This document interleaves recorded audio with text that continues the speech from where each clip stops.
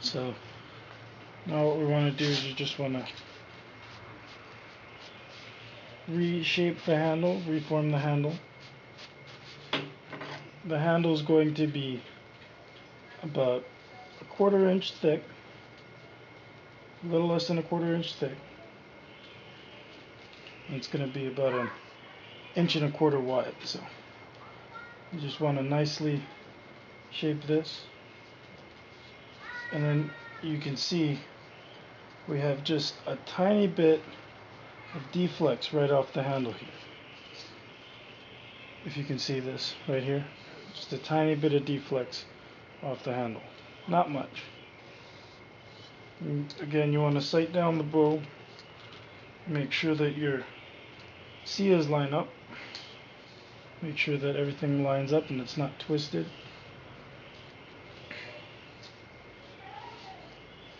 So here we go, and here's the handle right here.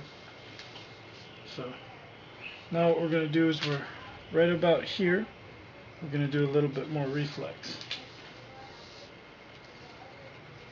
So I'm going to show you what that looks like. Alright. So you want to go ahead and you want to flatten this because you want this to have the same taper. You don't want it to lose its taper, but you want it to have a little bit of reflex like this. So I'm going to show you what the reflex looks like from a distance.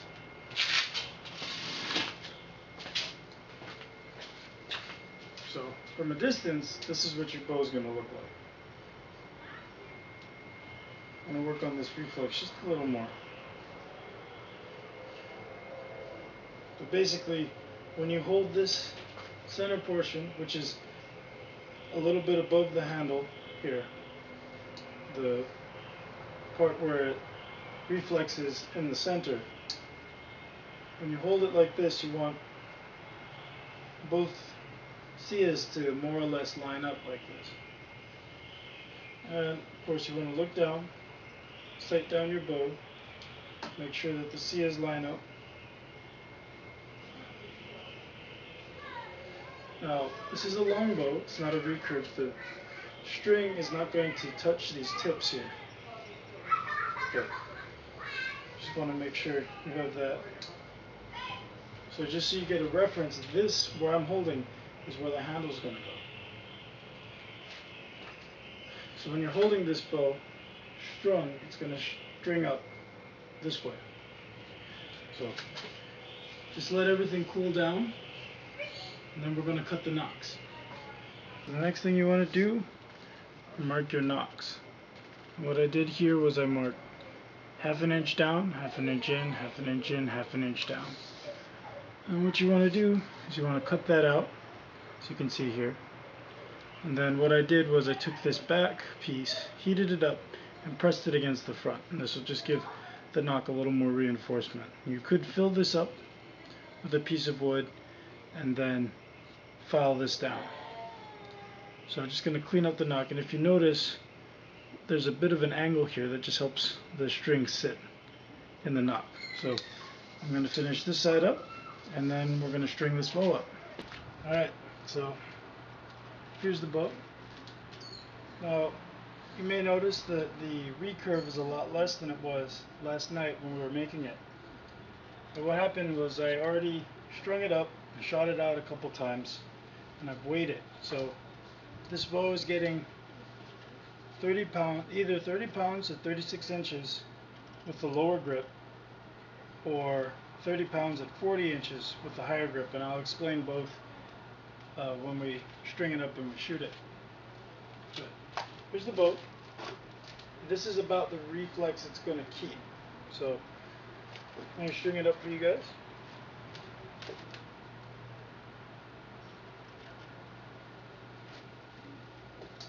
So as you can see, here's the bow. So this is where our handle is, right down here.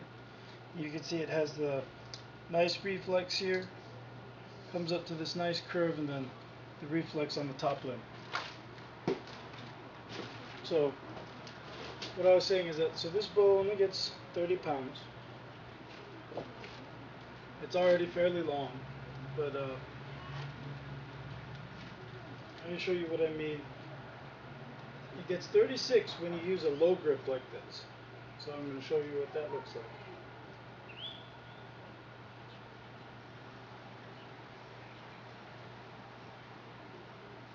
So that's 36 inches about. Now with the Hankyu, the Japanese used a lot of different types of bows. The Daikyu or the Yumi Dai gets a lot of the attention. It's kind of become the standard for Japanese bows. But the Hankyu itself is very interesting. There were a few types. Now some are like how I was drawing this one, where they were short like this and they had a very off-centered handle. The only thing is that unlike our Hankyu here, where I'm drawing it all the way back to 36 inches, they would only be drawn about this far for this height. And if you can see, when I draw it like this, it's very similar to the Daikyu or the Yumi Dai at full draw, just scaled down.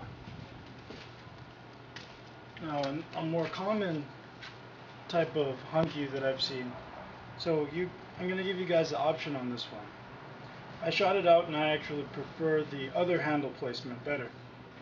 But it's really up to you. You can keep it down here. It's whatever fits your preference. I personally wanted to go for an even longer draw. So what you can do is find the center of the bow, wherever the bow will balance out. You place your hand in the center, place another hand below that, and that's in your grip. So this is more common for what you'd see in the Hankyu, where the handle is off-center but not terribly off-center.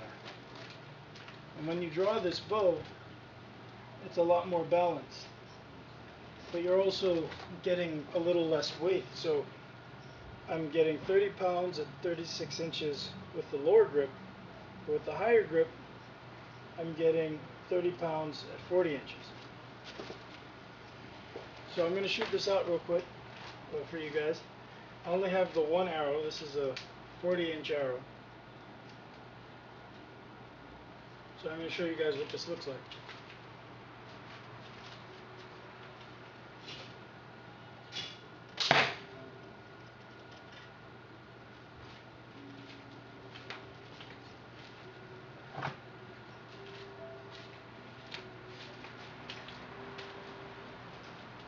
So one more time.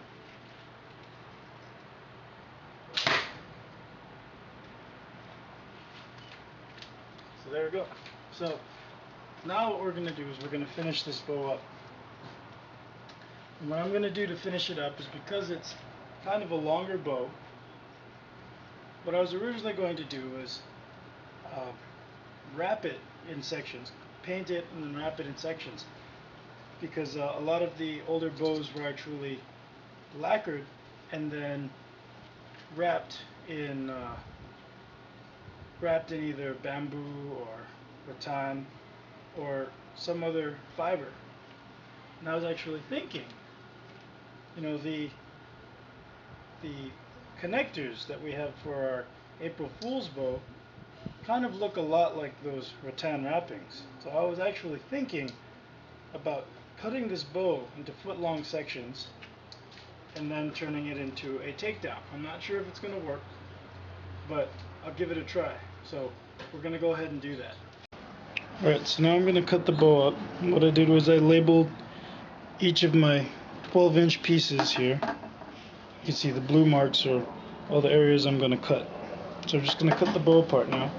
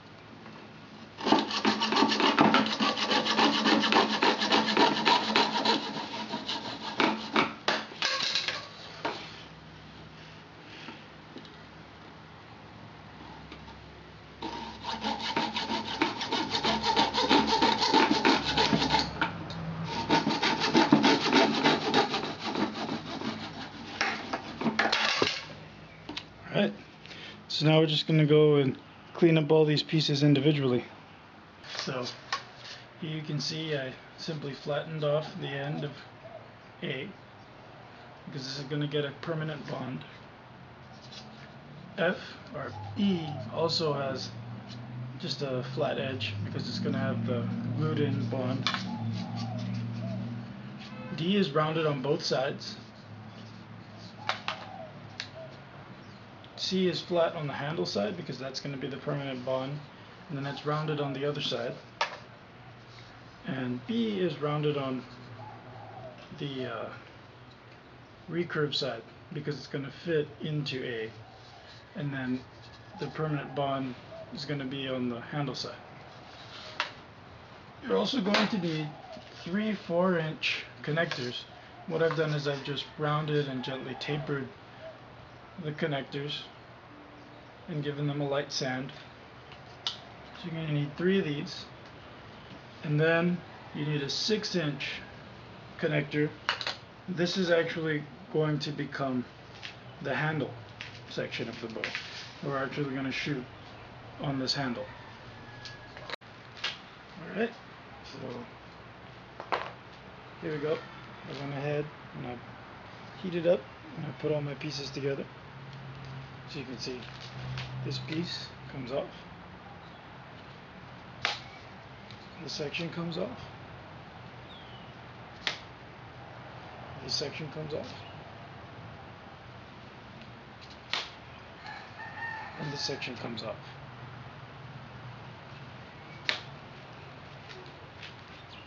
So here's the bow unstrung. I'm going to string it up for you guys.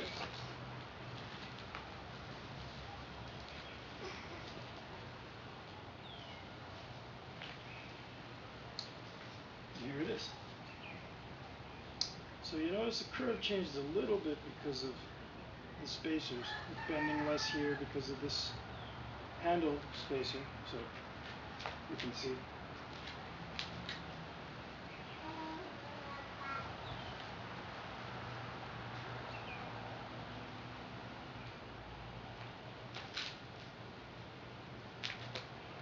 There it is. So now what we're going to do is I'm going to finish this off. I'm just going to spray paint it. So I'm going to spray paint this. I'm going to show you what that looks like, and then I'll shoot it up. I've applied a primer coat to my bow here. So what I'm going to do is I'm going to paint the main portion red, and these connectors are going to get painted black. So what I've done is I've covered the connectors with masking tape. So the whole bow has been primed. So now I'm going to spray my red, which is glossy, which is why I'm going to put that down first, and then I'm going to put the black, which is a flat black. So I'm going to do that, and I'll show you what that looks like. So you can see I've painted the bow red. I've taken my masking tape off, and then what I've done is I put a piece of masking tape on the glued side of each connector. So the way we're going to do this is we're going to pull this connector off, and then we're going to spray paint. I'm going to spray paint this black. Let it dry so that when I reconnect it, I can take the the masking tape off of this side, and I'll have a clean paint line on this side. So I'm going to do that. I'm going to show you what that looks like. Okay, so here's the bow. As you can see, there it is. Got a nice contrast between the red and the black. So I'm going to string this bow up now, and I'm going to shoot it for you guys.